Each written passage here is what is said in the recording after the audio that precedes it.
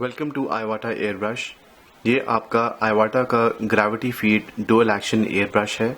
अब मैं आपको इस ब्रश का बॉक्स खोल के मैं इसके पार्ट्स आपको बताता हूँ और ये बताता हूँ ये ब्रश एयर ब्रश चलता कैसे है। ये मैंने बॉक्स खोला हुआ है इसका, और अगर आप इस एयर ब्रश को देखें, इस एयर ब्रश में आपको बेसिकली दो कप्स लगे हुए मिलेंगे।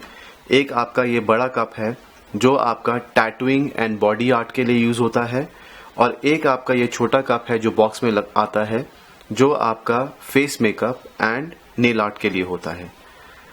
मैं ये बड़ा वाला कप रोटेट करके निकाल रहा हूँ और अब मैं इसमें छोटा कप लगाऊंगा जिससे आप देखेंगे कि ये कैसे लगता है और कैसे यूज होता है। छोटा कप लगाने के लिए हमेशा ध्यान रखिए कि अपनी इंडेक्स फिंगर इसमें इंसर्ट कीजिए और फिर इसको इस तरीके से रोटेट कीजिए जिसकी वजह से ये आपका कप गिरेगा नहीं। आपका कप इसमें जब आप रोटेट कर लेंगे तो ये कप प्रॉपर तरीके से इसमें बैठ जाएगा और आपकी गन कुछ इस तरीके से आपको दिखाई देगी। अब मैं आपको ये बताता हूँ कि जो गन्स होती हैं बेसिकली वो दो तरह की होती हैं, single action and double action. उस डबल एक्शन को डुअल एक्शन भी बोला जाता है। और अब मैं आपको बताता हूं कि पहली बात तो पहचाना कैसे जाता है कि आपकी गन सिंगल एक्शन है कि डुअल एक्शन है।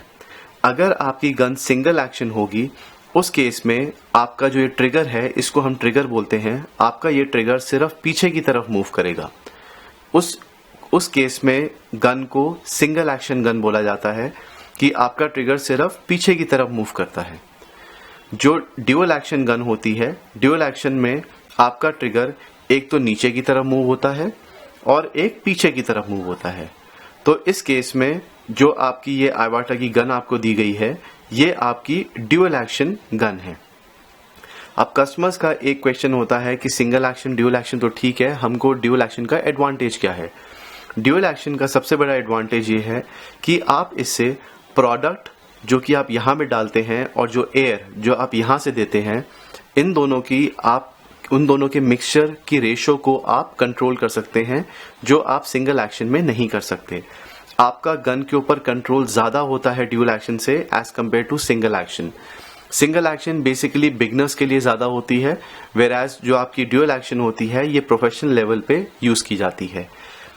इस केस में आपका ये जो छोटा कप है, आप देख सकते हैं कि इसमें आपको इजीली अंदर दिखता है कि हाँ आपका प्रोडक्ट कितना है कितना नहीं है।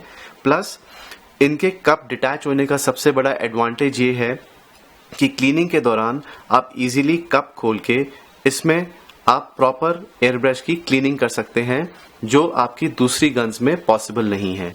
अब आप ये देख सकते हैं कि कितना इजीली आप अंदर देख पा रहे हैं और आप इसको क्लीन कर सकते हैं। ये तो हो गया इसका क्लीनिंग का एडवांटेज आपके डिटैचेबल कप्स होने की वजह से।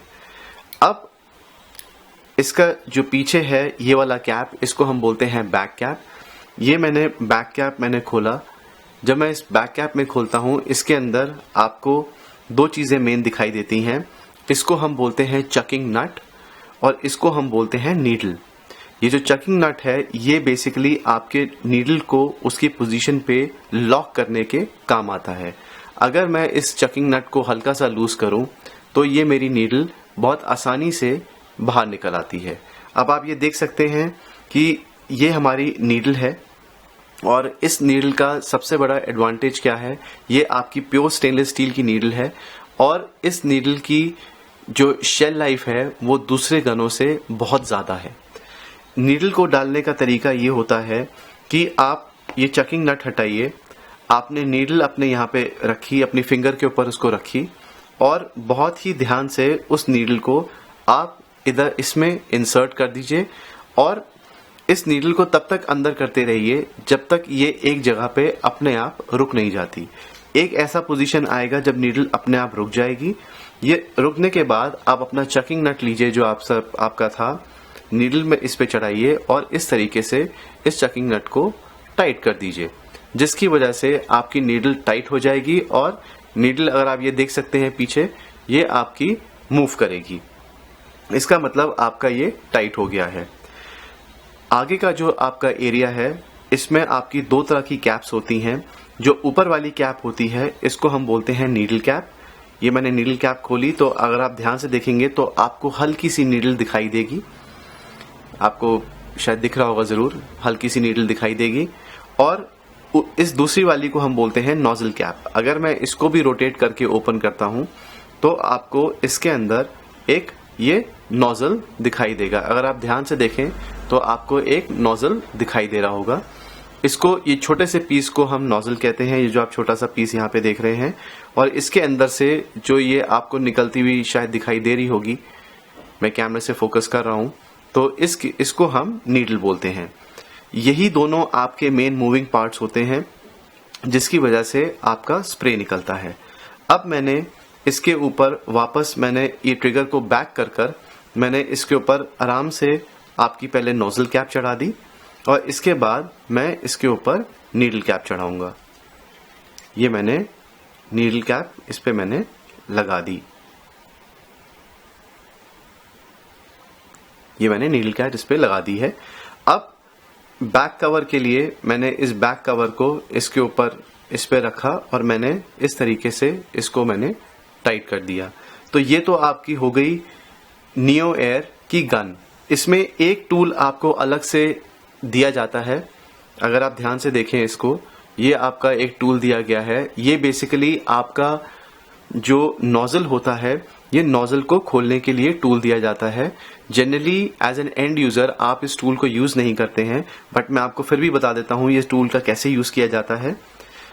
ये आपने जब नोजल कैप आपने खोली, नोजल कैप खोलने के बाद यहाँ पे आप इसका एक ग्रूव कटा हुआ है, ग्रूव में आप इसको अगर आप फंसाएंगे तो इस तरीके से रोटेट होके आपकी ये इजीली, आपका जो नोजल है वो इजीली रोटेट होके खुल जाएगा। मैं नोजल अभी खुल गया था, मैं इसको हल्का सा बंद कर रहा हूँ, टाइट कर रहा हूँ। ध्यान दीजिएगा कि इसको टाइट बहुत आराम से कीजिएगा क्योंकि इसकी जो थ्रेड्स होती हैं वो बहुत डेलिकेट होती हैं। अगर आप ज्यादा टाइट करेंगे तो थ्रेड्स खराब भी हो सकती हैं। ये मैंने इसका कैप बंद कर दिया और आपकी जो गन है वो बैक टू नॉर्मल है। इस गन में यहां से प्रोडक्ट डाला जाता है, ये जो आप देख रहे हैं, और ये आपका जो एरिया है यहां से आपका एयर डाली जाती है थ्रू एयर कंप्रेसर।